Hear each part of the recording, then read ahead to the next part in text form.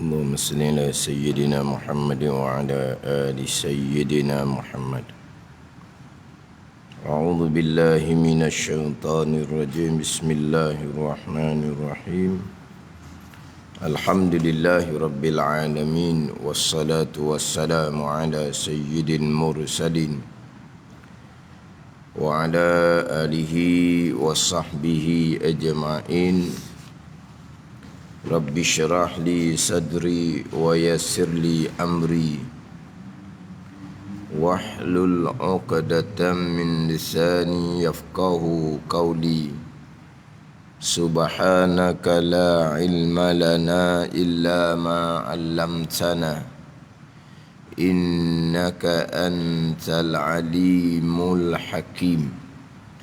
ولا حول ولا قوة إلا بالله العلي العظيم. Kitab Pati Paridah, muka surat 41, baris yang kedua daripada bawah. Baris yang kedua daripada bawah. Qala al-muallifu rahimahullahu ta'ala wa nafa'ana bi'ulumihi amin. Dan wajib kita i'tiqad mereka itu mereka segala rasul benar pada dakwa menjadi rasul dan jadi nabi. Benar pada dakwa, pada pengakuan jadi rasul dan jadi nabi. Dieja dengan ra, sin, lam. Bukan dengan ra, sin, waw, lam. Bukan. Dia kalau ra, sin, waw, lam, rasulun, seorang rasul. Kalau ra, sin, lam, rusulun, ra bagi depan, sin pun bagi depan, rusul. Dia rasulun, seorang rasul. Rasulani, dua orang rasul. Rusulun, rasul lah, tiga ke atas. Dia rasulun, dia panggil lafaz mufrad, seorang rasul. Rasulani, dua orang rasul. Rusulun dia panggil lafaz jamak, mana tiga ke atas. Jadi sini dia je dengan ra, sin, lam. Cuma dalam paridah tu dia je macam mana? Tak ada paridah. Ini pati paridah, faridatul faraid. Tak ada. Dia je macam mana? Benar pada dakwa jadi rasul ataupun jadi rasul. Rasul ni dia nak moleknya jadi rasul lah dan jadi nabi. Gitu. Tapi dia je tu ra, sin, lam tu kalau kira hak Arabnya rasul. Rasul ni ramai lah, sebab sini cerita bab jadi rasul je ni. Dan jadi nabi. Dan benar sekalian perkara yang mereka segala rasul menyampaikan kepada kita, menyampaikan kepada ummah. Dan benar pada segala perkhabaran mereka itu, perkhabaran ni cerita mereka itu segala rasul daripada perkara yang gaib. Perkara gaib, perkara yang tak nampak dengan mata kasar. Mana perkara gaib ni? Seperti ia rasul cerita perkhabaran anbiya dahulu. Anbiya ni jamak pada nabiyun. Nabiya ni anbiya. Ramailah. Kita kan bahasa Melayu kita ada dak anbiya tau. Anbiya ada bahasa Melayu kita. Anbiya ni segala nabi-nabi. Ini asal di bahasa Arab. Nabiyun seorang. Nabiyani dua orang. Anbiya ni tiga kata. Mana apa? anbiya, segala nabi-nabi, gitulah. Seperti ia rasul cerita perkhabaran anbiya dahulu, mana nabi cerita berkaitan dengan cerita nabi-nabi yang terdahulu. Benar. Ini semua perkara gaib ni, perkara yang tak nampak dengan mata. Dan perkhabaran qiyamah, syurga, neraka dan lain-lain. Ni perkhabaran bab barzah ke, bab tiup sangka kala ke, ini semua perkara yang gaib yang dicerita oleh Rasul. Kita berpegang benar pada ceritaan Rasul berkaitan dengan perkara gaib. Kemudian benar apa yang Rasul cerita ni, dan kalau seluruh sekalipun, tak seluruh lah kena sebut kan, seluruh, bukan Terengganu kita sebut kan, seluruh tu lah, kita Terengganu sebut seluruh juga. Seluruh ni Kelantan, kita Terengganu Selora. Tak ada Selora tau. Tak, seluruh ni Kelantan. Kalau Terengganu sebut macam mana? Gura tu lah gura. Kita Terengganu sebut seluruh juga. Kita Terengganu tak pakai perkataan seluruh tau. Gura tu lah mana seluruh. Mana ni? Gura lah. Kita kata lawak tau. Jenaka. Seluruh. Kita nak baca warna sing lang waw ra alif. Seluruh. Seluruh. Dan kalau seluruh sekalipun benar juga. Walaupun Nabi tu gurau, benar. Kita i'tikad hak Nabi gurau tu pun benar. Mana Nabi gurau, contohnya Nabi gurau dengan orang tua, bahawa orang tua tak masuk syurga. Menangislah kawan orang tua ni. Dah ikut Nabi, ingat boleh masuk syurga.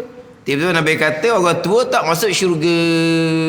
Nangis orang tua tu, baru Nabi cerita semula, tak masuk syurga dalam rupa tua, jadi muda belaka, umur 33 belaka. Maknanya hak Nabi gurau tu, orang tua tak akan masuk syurga, bohong ke tak? Tak bohong, betul lah. Betul lah. Tak masuk syurga atas rupa tua. Maknanya hak Nabi gurau sekalipun, hak Nabi gurau benda yang sebenar. Kita ni kalau gurau dicampur dengan ngaruk lah. Ngaruk. Jadi hak Nabi gurau pun sebenar. Kita kena i'tikad seumpama tu. Makna apa yang keluar daripada mulut Nabi SAW, kita wajib i'tikad bahawa benar sekaliannya. Walaupun hak keluar daripada lidah Nabi itu berbentuk gurau sekalipun, benar juga. Orang tua tak masuk syurga, benar. Benar macam mana? Orang tua tak masuk syurga atas rupa tua. Akan dimuda sama je, sebaya je umur. Dia gitu. Ada ni. Dan wajib kita i'tikad mereka itu rasul, benar pada dakwa, pada pengakuan jadi rasul dan jadi nabi. Hak terdahulunya bicara berkaitan dengan sifat yang wajib pada akal bagi rasul. Yang pertama, sidik. Kita minggu lepas cerita dah, antara wajib pada akal, kemudian wajib pada syarak. Kemudian dia punya pengecaman dia wajib pada akal. Selepas daripada wajib itu, bagi ataupun pada. Wajib bagi Rasul, wajib pada Rasul, wajib bagi Allah, wajib pada hak Allah Ta'ala. Wajib bagi, wajib pada pengecaman bahawa itu wajib aklan, wajib pada akal. Kalau wajib atas, itu wajib syara'an. Itu pengecaman dia, kaedah dia gitu. Wajib pada, wajib bagi ataupun wajib pada adalah wajib akal. Wajib atas adalah wajib syarak. Jadi tajuk besar tu hak garis itu, wajib bagi Rasul 4 perkara, 4 sifat. Wajib bagi Rasul maksud apa? Maksudnya sifat yang wajib pada akal bagi Rasul. 4 sifat. Kemudian hak wajib syarak ni kita berpegang bahawa Rasul benar. Itu hak wajib syarak atas kita. Dia berkaitan dengan wajib pada akal ini, hukum akal menjadi wasilah. Menjadi wasilah, apa panggil wasilah ni? Tangga, jalan kepada pegangan hak wajib syarak berpegang Rasul benar. Jadi nak berpegang Rasul benar ni kuk jalan mana? Kuk jalan akal. Hak dahulunya berpegang hak wajib pada syarak ni jalannya Al-Quran dan hadis Nabi sallallahu alaihi wasallam. Kemudian kita yang tak erti Quran ni pakai wasilah tangga jalan adalah hukum akal.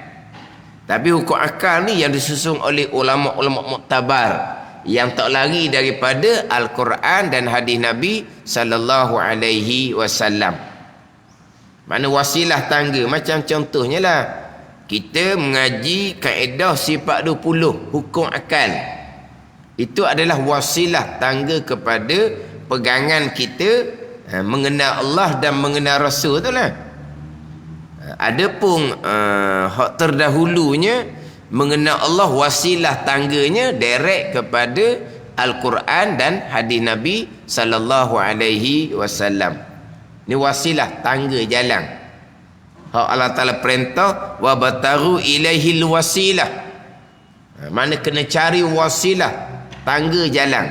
Jadi tangga jalan nak pergi kepada pegangan berkaitan dengan sifat Rasul. Wasilah ni adalah melalui hukum akal, fikir cara akal. Rasul ni yang menyampaikan agama, suluh ke akal, pastilah Rasul yang dipilih oleh Allah untuk menyampaikan agama, pasti Rasul ni Rasul yang benar, yang tidak dusta. Akal tak terima, Allah Ta'ala memilih manusia untuk menjadi Rasul utusan ni di kalangan orang yang pendusta, akal tak terima. Maka mustahil pada akal Rasul ni pendusta, kazib. Mana wajib pada akal mestilah Rasul ni di kalangan orang yang benar. Ni hukum akal. Kita pun berpegang di akidah kita Rasul benar. Kita berpegang di akidah kita Rasul tidak dusta. Itu wajib syarak atas kita. Kemudian Rasul tu sendiri, atas diri Rasul sendiri bercakap benar. Itu wajib syarak atas Rasul. Ada ni. Yang kita berpegang Rasul tu benar, wajib syarak atas kita. Sebaliknya Rasul sendiri bercakap benar, Rasul sendiri amanah, Rasul sendiri menyampaikan wahyu yang diperintah kepada Rasul menyampaikan, itu kewajipan syarak atas Rasul. Sebab Rasul pun ada kewajipan syarak dan ada larangan syarak. Cuma Rasul ni maksum, terpelihara daripada melakukan perkara yang dilarang pada syarak. Maknanya Rasul pun ada larangan, cuma terpelihara. Gitu. Faham tak ni? Makna Rasul ni ada hukum jugalah. Hukum ni wajib bagi Rasul.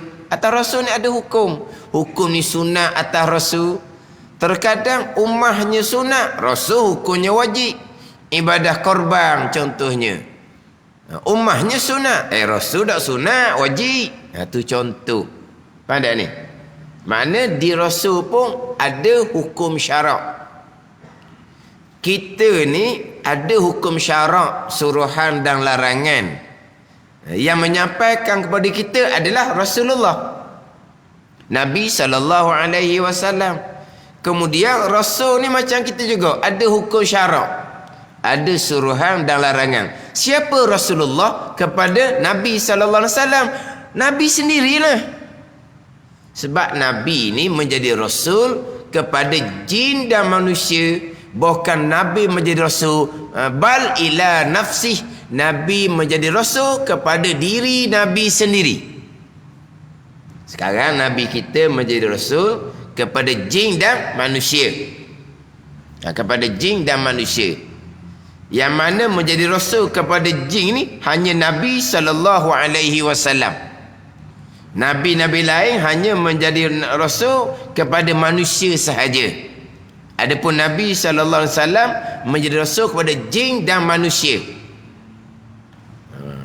Nabi Rasul yang terdahulu hanya menjadi Rasul kepada manusia sahaja. Kemudian di kalangan jin ada tak Nabi Rasul? Tidak ada. Tapi Nabi menjadi Rasul kepada jin ni pun pada furung agama. Pada perintah semayam, pada perintah puasa, pada perintah haji. Adapun pada usuluddin, jin ni ditaklifkan syarak pada usuluddin berpegang daripada asal kejadian, bukan bergantung kepada diutuskan Nabi SAW. Jadi Nabi menjadi Rasul kepada jin ni pada furung agama. Perintah semayang, perintah puasa. Pada usul agama, usuluddin, pegangan, jin ditaklifkan dengan pegangan daripada asal dijadikan oleh Allah Subhanahu wa taala, bukan terhenti atas diutuskan Nabi SAW. Jadi Nabi menjadi Rasul bahkan pada diri Nabi sendiri. Jadi atas Nabi ni ada kewajipan, ada suruhan syarak dan ada larangan. Tapi Nabi SAW ni maksum. Kan tak ni? Jadi Nabi bercakap benar, kewajipan syarak atas Nabi. Nabi amanah, kewajipan syarak atas Nabi. Nabi menyampaikan, kewajipan syarak atas Nabi. Nabi fatanah, itu tidak ada hukum di situ. Sebab fatanah bukan perkara yang ikhtiariyah. Ini saya sebut dah sebelum ni. Sidik, amanah, tabligh adalah perkara yang ikhtiariyah. Pilihan. Pilihan untuk bercakap benar, pilihan untuk bercakap bohong, pilihan untuk amanah, pilihan untuk khianah, pilihan untuk menyampaikan, pilihan untuk menyembunyikan. Jadi benar-benar amanah tabligh ni adalah perkara yang ikhtiariyah, pilihan. Maka ada kewajipan syarak atas Rasul. Adapun fatanah bukan perkara yang ikhtiariyah. Maka tidak ada hukum di situ. Tidak kata bila Nabi ni fatanah, Nabi ni cerdik, maka Nabi boleh pahala. Ada tak? Fatanah tidak ada kewajipan syarak. Kewajipan syarak hanya atas kita. Kita wajib berpegang Rasul fatanah. Kewajipan syarak atas kita. Ini kena beza sikit lah. Kewajipan akal atas kita, kewajipan syarak atas kita, kewajipan syarak atas Rasul sendiri.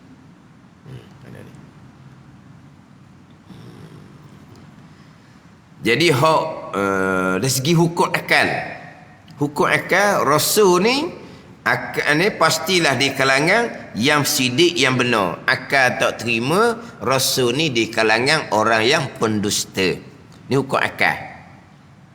Maknanya sidik Rasul wajib pada akal, dusta Rasul mustahil pada akal. Adapun kalau kita bukan, kalau kita ni bercakap benar dari segi hukum akal. Ni nak ikut lain sikit lah. Nak tengok kita nampak tak fikir ikut cara akal. Sekarang hukum akalnya kita suluh melalui akal. Rasul pastilah bersifat dengan sifat benar. Wajib pada akal Rasul benar. Dusta Rasul akal tak terima sama sekali. Maka akalnya memutuskan bahawa mustahil Rasul dusta. Ada ni. Jadi hukum akal ni suluh melalui akal lah. Nilai melalui akal. Fikir akal. Rasul pilihan Allah ni pastilah bercakap benar. Kalau dusta, akal tak terima. Maka bila akal suluh seumpama tu, keluarlah hukumnya wajib pada akal rasa benar, mustahil pada akal rasa dusta. Itu rasa kita pula bercakap benar kita, bercakap dusta kita, hukum akal. Hukum syarak wajib kita cakap benar. Hukum syarak haram kita berdusta. Itu hukum syarak atas kita. Kalau kita berpegang rasa benar, itu bab pegangan. Kita bercakap benar, tidak cakap dusta, itu bab syariat zahir. Jadi banyak sangat. Yang saya sebut permulaan tadi itu hak kewajipan pegangan. Kita wajib berpegang di akidah rasa benar. Kita wajib berpegang di akidah rasa tidak dusta. Itu kewajipan syarak pada usuluddin. Kita bercakap benar adalah kewajipan syarak pada hukum fiqh, hukum zahir. Hukum zahir, kita wajib cakap benar. Haram kita cakap bohong. Ada ni. Tu hak wajib syarak pada furu' agama. Hak kita berpegang rasa benar itu wajib syarak usuluddin kita. Kita sendiri ni bercakap benar. Wajib syarak pada furu'uddin. Kita diharamkan bercakap bohong. Itu larangan pada furu'uddin, cabang agama. Hukum zahir fiqh. Tahu sangat tu. Cuma kadang-kadang kita capu aduk tapi kita faham. Hak kita berpegang rasa benar itu usuluddin, akidah. Yang kita sendiri wajib bercakap benar itu wajib pada furu' agama. Bercakap bohong dusta itu maksiat lidah dia panggil. Bercakap bohong itu maksiat lidah, maksiat hukum zahir. Cuma saya pergi sikit tadi ni dari segi hukum akal. Hukum akal. Kita cakap benar, cakap dusta, hukum akalnya wajib ke, mustahil ke, harus. Ini suluh fikir hukum akal. Kita ni. Rasul, kita suluh hukum akal, wajib rasul benar, mustahil rasul dusta pada akal. Itu rasul. Kalau kita cakap benar ni dari segi hukum akal, hukum syarak wajiblah cakap benar, haram dusta tu hukum fiqh tu, hukum syarak hak furu' agama. Ni hukum akal kita ni. Kita cakap benar ni dari segi hukum akal wajib. Akal tak terima kita cakap dusta. Ni kita cakap benar tu wajib pada akal. Akal tak terima sianu cakap bohong. Akal. Hukum syarak tu bab lain tu. Kita wajib bercakap benar, haram kita cakap dusta tu hukum syarak, bab fiqh, bab furu' agama, bab lidah. Suka akal. Kita ni cakap benar dari segi hukum akal ni wajib ke, mustahil ke, harus. Wajib pada akal. Berarti kalau orang tu cakap dusta, akal tak boleh terima. Tak boleh terima. Kita ni, ummah ni lah kita ni. Hak wajib benar tu hukum akal, hak rasul cakap benar tu wajib pada akal. Kita ni cakap benar harus pada akal. Harus mana apa? Cakap benar akal boleh terima. Sekali-sekala bohong, pelik apa manusia?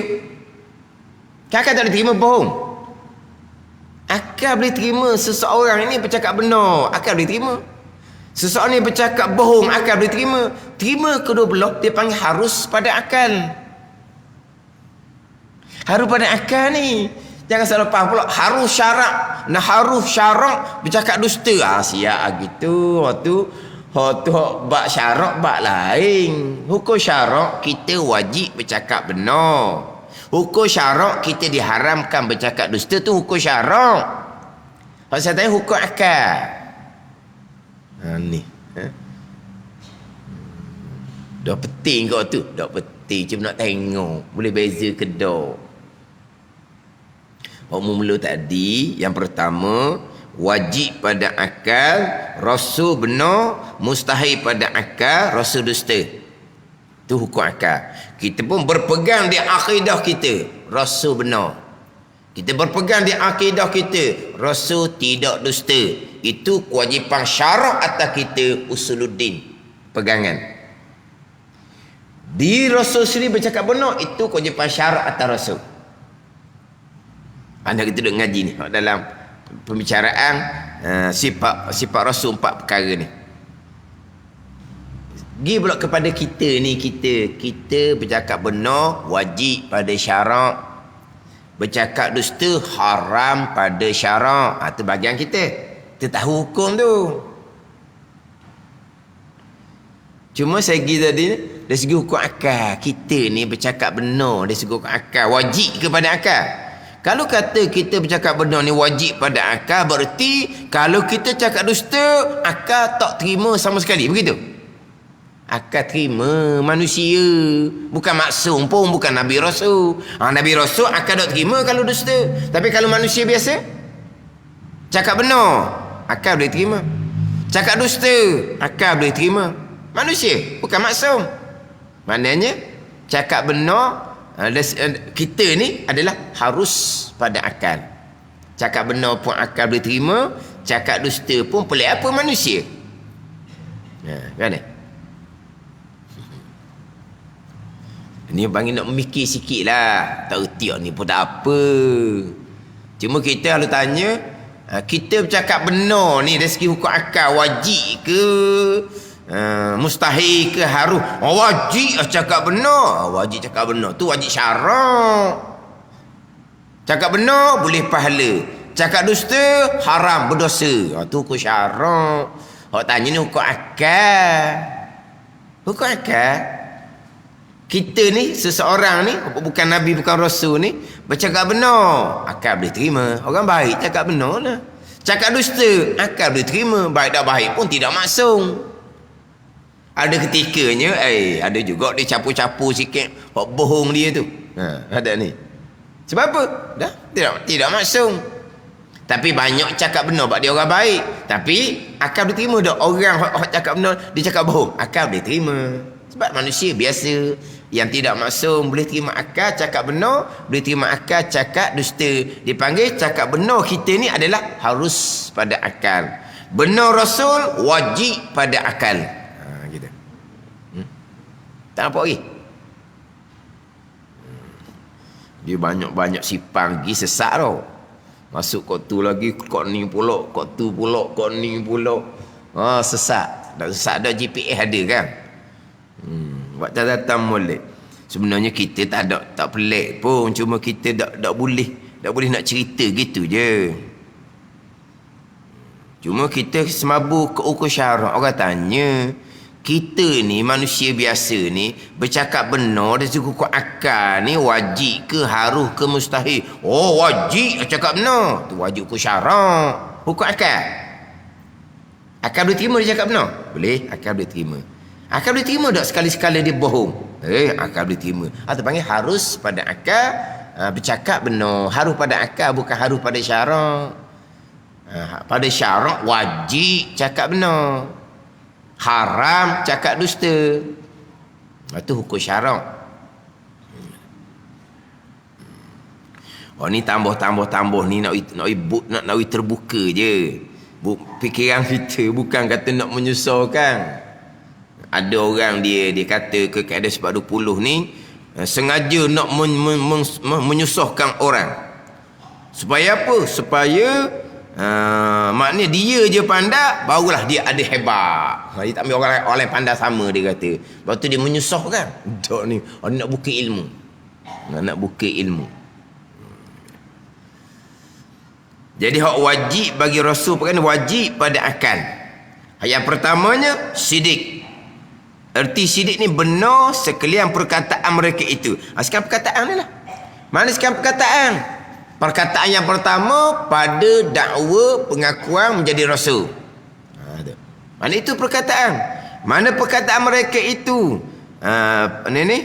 Cerita-cerita perkara gaib. Perkataan Rasul juga. Mana perkataan mereka itu termasuk bergurau. Perkataan mereka itu juga benar walaupun bergurau sekalipun. Benar sekian perkataan mereka itu.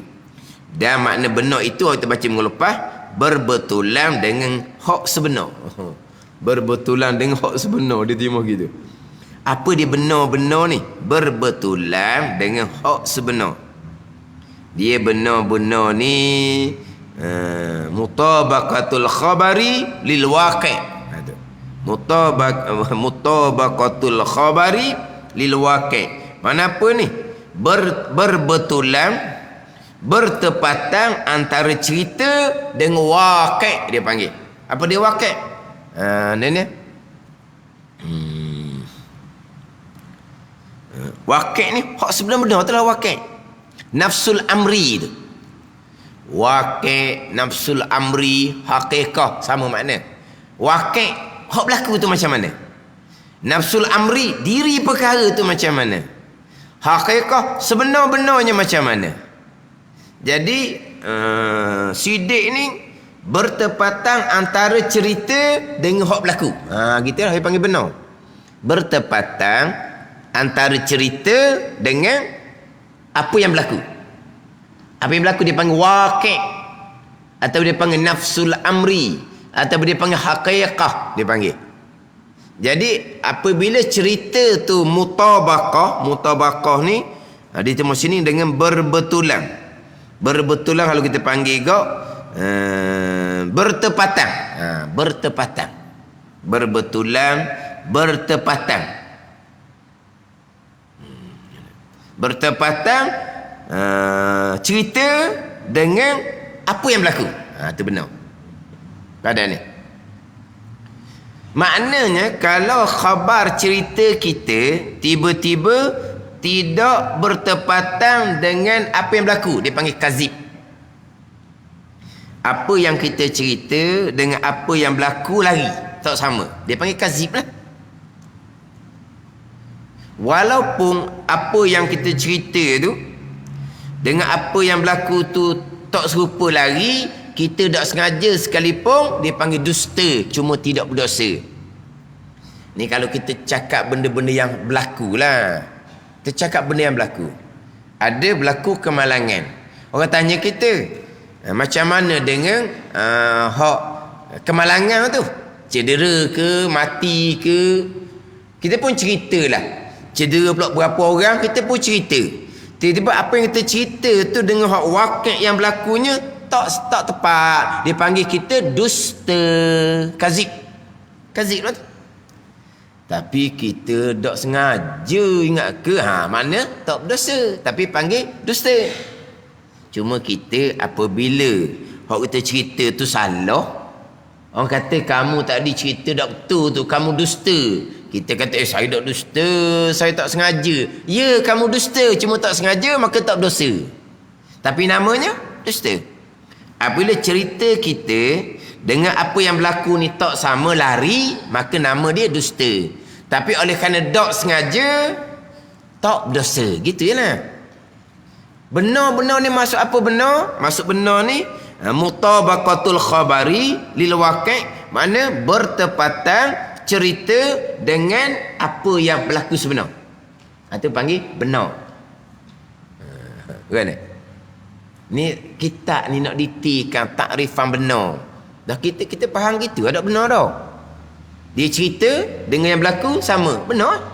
Dia cerita apa yang berlaku lari, bohong lah. Gitu je lah.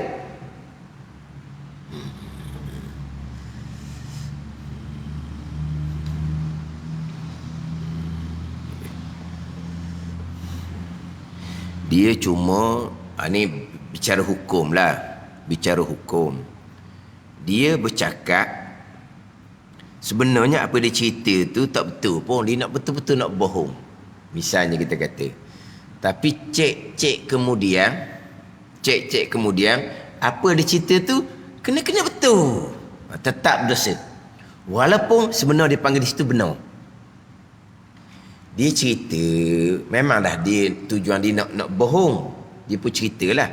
Tiba-tiba yang dia cerita tu sebenarnya yang berlaku. Kalau bertepatan, itu panggil benar situ.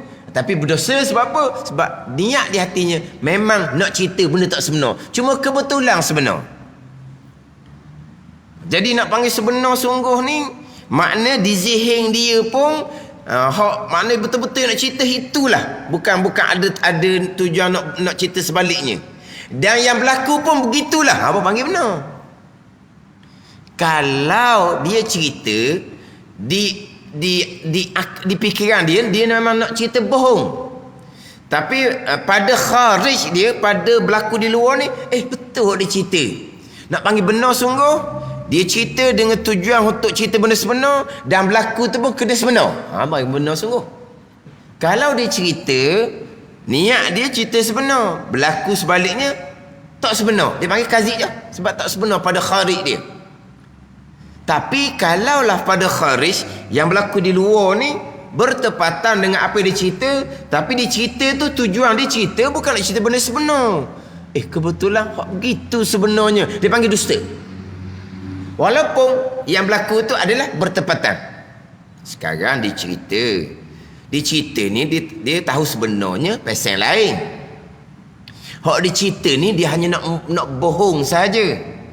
Tengok kemudian hak dia kata nak bohong tu kena hak tu sebenar. Maka dia panggil orang ni bohong. Walaupun apa yang dia cerita tu tepat dengan apa yang berlaku sekalipun. Lepas tu nak panggil sebenar sungguh, dia cerita tu dengan tujuan nak cerita benda betul, dan yang berlaku pun sama dengan apa dia cerita. Apa dia panggil benar? Dia cerita di zihing dia, di akal dia nak cerita benda sebenar. Dia tak pernah bohong. Tiba-tiba yang berlaku tu tak betul dengan apa dia cerita. Dia panggil kazib. Jadi nak panggil benar ni, dia nak cerita benda sebenar satu, dan apa yang berlaku tepat apa yang dia cerita. Baru dia panggil benar.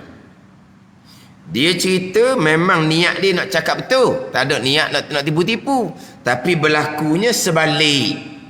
Dia salah maklumat, maka dia panggil dusta. Cuma tak berdosa sebab dia tak ada niat seumpama tu. Sebaliknya, dia cerita memang niat dia nak menipu. Hak dia tipu tu sebenarnya yang berlaku gitu. Dia ingat ketipu, tapi tengok periksa, hak dia cerita tu betul. Betul, aku ingat aku nak tipu ke dia. Maka dia panggil kazib juga, walaupun yang berlaku tu sebenar. Tak ada ni. Dia cerita niat di hati dia nak bohong. Tak ada ni. Tapi nyata kemudian apa yang dia cerita tu bertepatan. Kalau gitu panggil benar. Tak. Sebab dia niat dia nak bohong. Cuma kebetulan betul. Tetap dia panggil bohong. Jadi nak panggil benar ni, dia kena zihing di hati dia, niat dia nak cerita benda sebenar, tak ada niat nak bohong, dan apa yang berlaku pun bertepatan dengan apa yang dia cerita, baru dia panggil benar. Dia gitu. Panjang cerita tau. Cerita panjang-panjang ni takut jadi tak nak ambil. Pernah berlaku gitu. Kita cerita nak main ke dia, nak bohong je, biar ke dia kena tipu. Dia gigi ada sungguh. Mana? Mana kita nak bohong ke dia? Gigi lagi. Ada lagi tu, ada lagi bahagian gigi. Kita dia gigi malu saja, tak ada dah. Kawan tu gigi, boleh sungguh ke dia, dia pun balik. Ada. Dah mau kata ada tadi. Aku nak tipu mung je. Nak kata mana tu? Kita tipu juga. Walaupun apa yang dia cerita ada tu, kawan tu pergi memang boleh sungguh, tapi dia panggil dusta. Sebab dia niat dia nak dusta. Walaupun nyata kemudian apa dia cerita tu betul sungguh. Faham? Dia kata gi ada lagi. Banyak lagi tadi. Gi ada lagi tu. Gi. Kawan tu pergi. Tak ada khising balik. Tapi dia tak ada niat nak dusta. Tapi hak dia cerita tu tak betul. Kawan tu pergi tak ada dah bahagiannya habis licin dah. Dia panggil apa tu? Dusta. Tapi tak sengaja, tak berdosa. Hak benar sungguh, kita cerita ada lagi bahagian. Memang yang kita cerita memang niat kita niat sebenar. Siapa di tempat tu memang ada sungguh, baru dipanggil benar. Baru dipanggil benar. Cuma kita ni kalau tak sengaja, kita tak katalah kita bohong. Saya tak bohong. Saya ingatkan ada lagi. Dia panggil bohong. Saya tak sengaja. Oleh kerana tak sengaja, tak berdosa. Situ je. Tapi panggilnya kazib, panggilnya dusta. Itu berkaitan dengan makna sidik, makna benar. Ini baru pergi pada pegangan kita. Pegangan kita hak ni wajib pada syarak. Wajib dan wajib kita i'tikad. Mereka itu rasul benar pada dakwa, pada pengakuan jadi rasul dan jadi nabi. Itu pertama-tama. Pertama-tamanya i'tikad, benar pada pengakuan menjadi rasul dan menjadi nabi. Ini hak mula-mula sekali.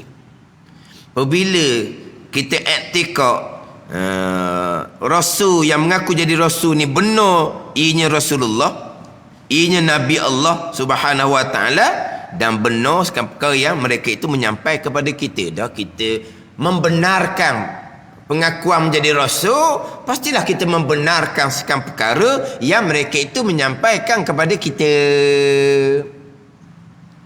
kepada ummah.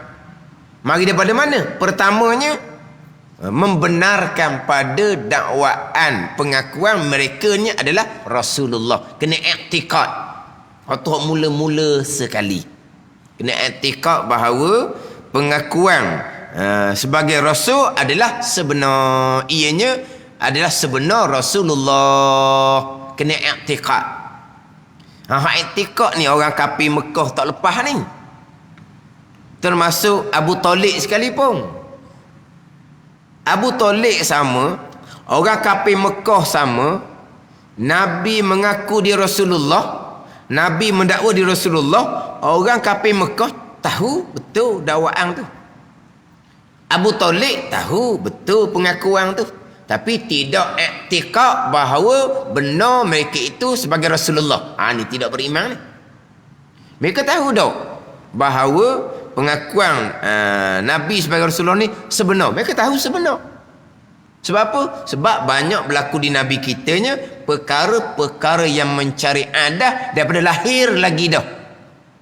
Dan perkara-perkara mencari adah luar biasa yang berlaku pada Nabi SAW, perkara yang orang Mekah maklum. Cerita yang masyhur. Maknanya kalaulah Rasulullah kemudian mengaku ianya adalah Rasulullah, tak pelik sangat-sangat. Sebab apa? Sebab banyak berlaku perkara yang mencari adah yang dipanggil irhas. Kita panggil mukjizat. Mukjizat ni selepas menjadi Rasulullah, berlaku perkara yang mencari adah dipanggil mukjizat. Berlaku sebelum dilantik di Rasul dia panggil mukjizat, dia panggil irhas. Irhas ni perkara yang mencari adah yang berlaku kepada seseorang Rasul sebelum dilantik menjadi Rasul.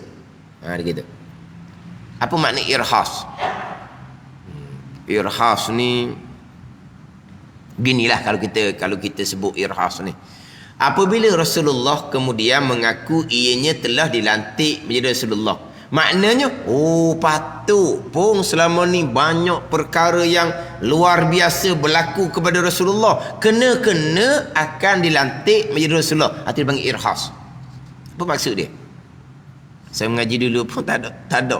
Dalam mengaji tak ada satu pun dalam kitab saya tulis terjemahan. Cuma irhas gitu je. Terjemahan di bawah tu tak ada. Tak ada terjemahan di bawah tu. Cuma fahamnya irhas ni apabila kemudian Rasulullah mengaku ia telah dilantik menjadi Rasul, manapun irhas ni patutlah sebelum ni banyak perkara biasa yang berlaku, kena-kena Rasulullah akhirnya. Gitu. Sebab benda pelik-pelik yang berlaku ni tak berlaku pada orang biasa-biasa. Ni mesti berlaku kepada orang yang tinggi dah ni. Jadi apabila mengaku menjadi Rasulullah, patut pun. Itu dipanggil irhas. Makna irhas berlaku pada Nabi pada masa sebelum dia Rasul ni, maklum orang Mekah maklum.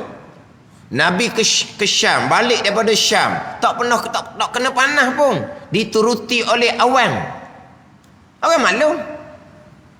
Sihir. Orang tahu Nabi tak belajar sihir.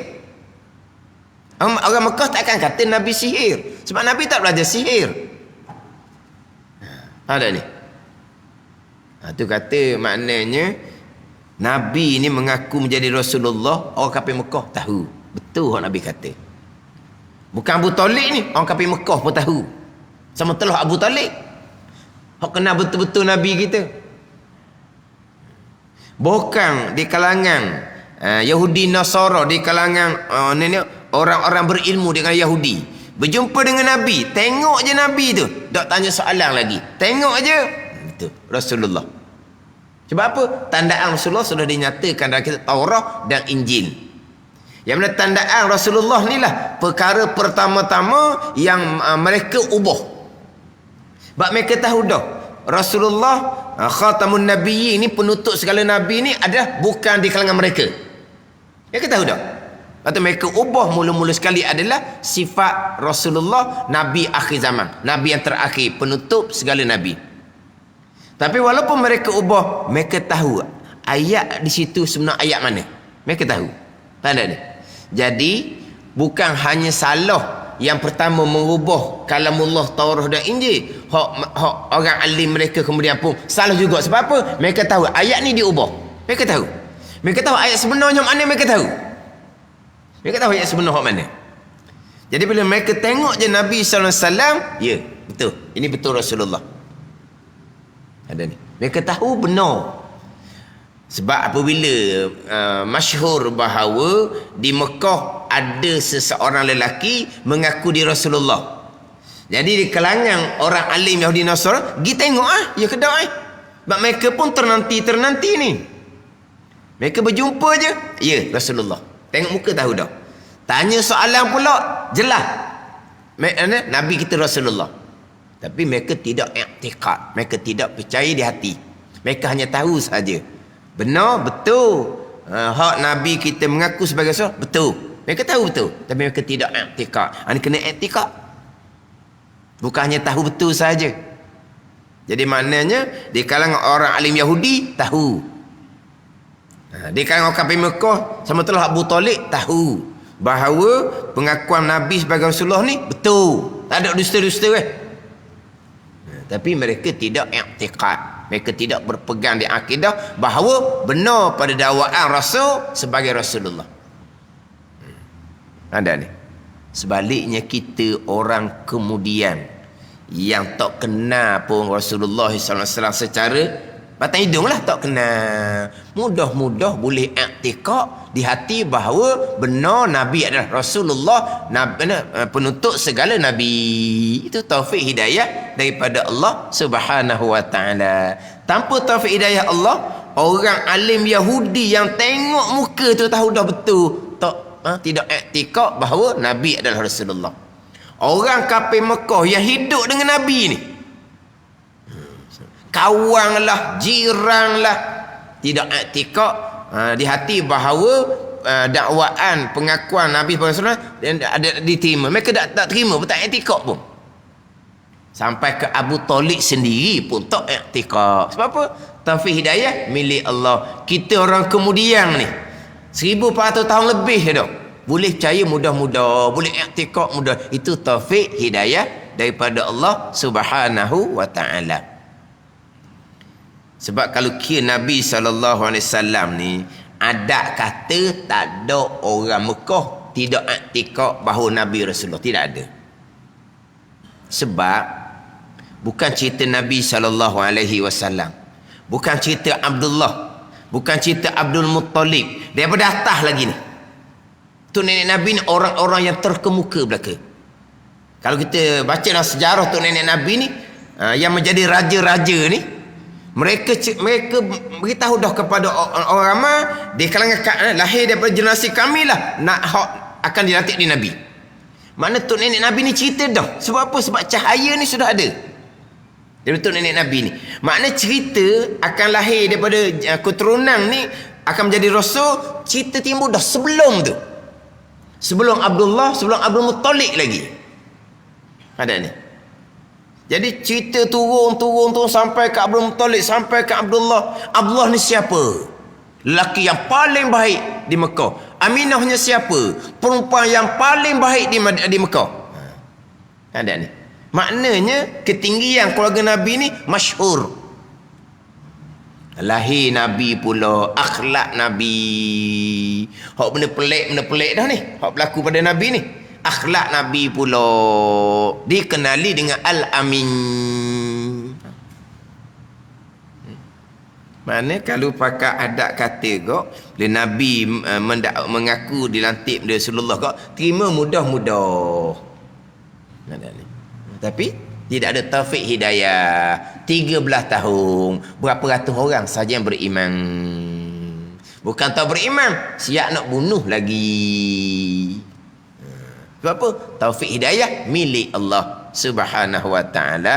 Sebab tu kalau kita kemudian ni cerita benda sebenar orang tak terima, tak pelik. Kita baik pun kemudian dah. Macam mana orang nak pakai wah kita? Dia tengok, sujud surah pun baru cening barunya. Oh, nak cerita benda sebenar, benda baik. Allah, dia tu. Orang bakit habis tu. Mak ayah dia siapa? Mak ayah dia zaman dulu. Mana orang bakit habis tu? Ada pun hak Nabi nak bakit kat mana? Nak bakit keturunan? Tak boleh. Sebab apa? Keturunan yang mulia. Nak bangkit, Nabi masa muda-muda dulu kacau. Tak ada. Ke mana? Kita ni kemudian boleh jadi baik.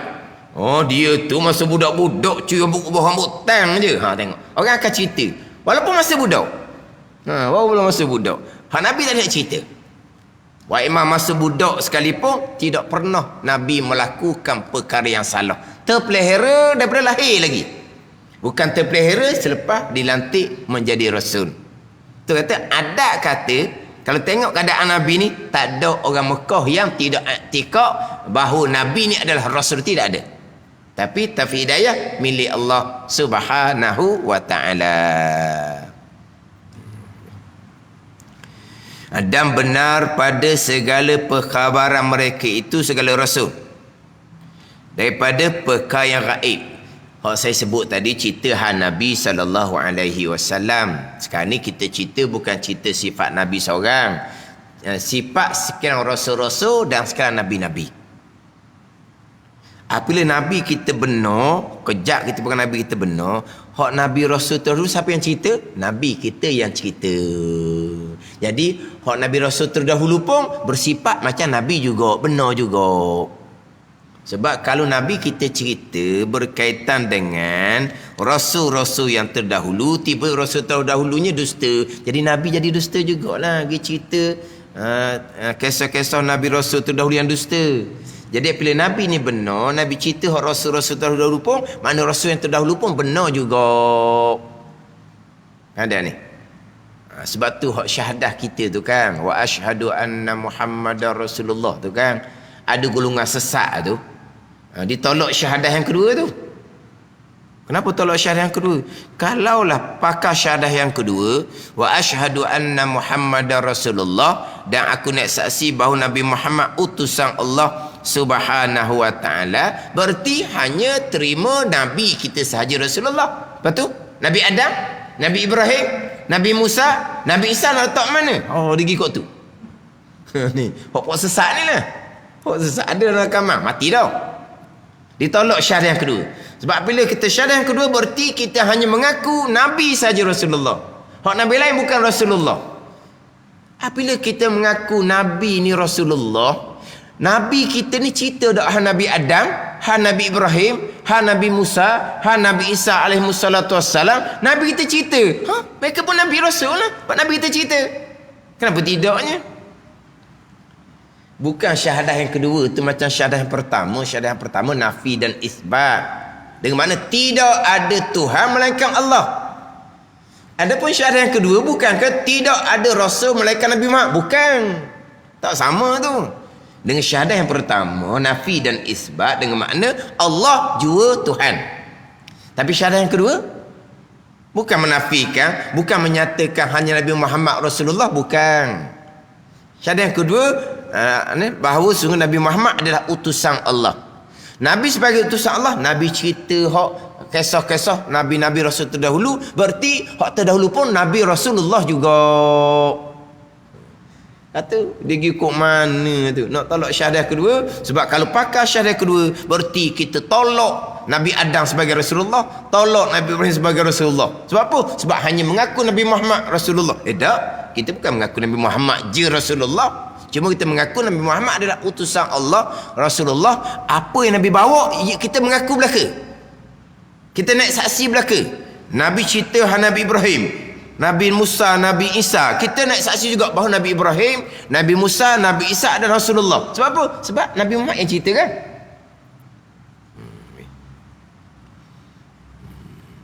Jadi maknanya kita cerita hak ni sifat sekian Rasul. Bukan hanya cerita Nabi Muhammad sallallahu alaihi wasallam.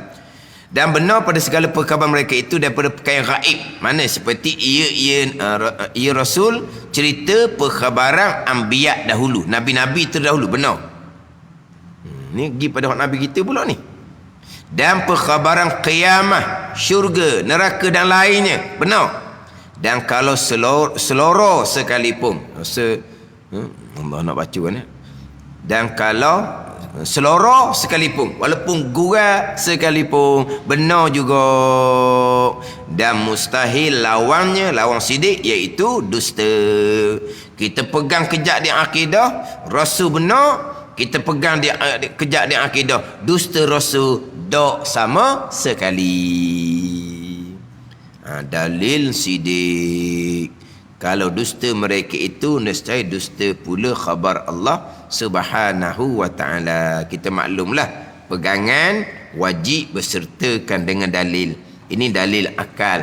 Dalil ayat Al-Qurannya, wa sadaqallahu wa rasuluh, dan telah benar oleh Allah dan telah benar oleh Rasulullah. Itu dalil ayat Al-Quran. Dalil Quran, wa sadaqallahu wa rasuluh, dan telah benar oleh Allah Ta'ala dan telah benar oleh Rasulnya, Rasul bagi Allah Subhanahu wa Ta'ala. Wallahu a'lam.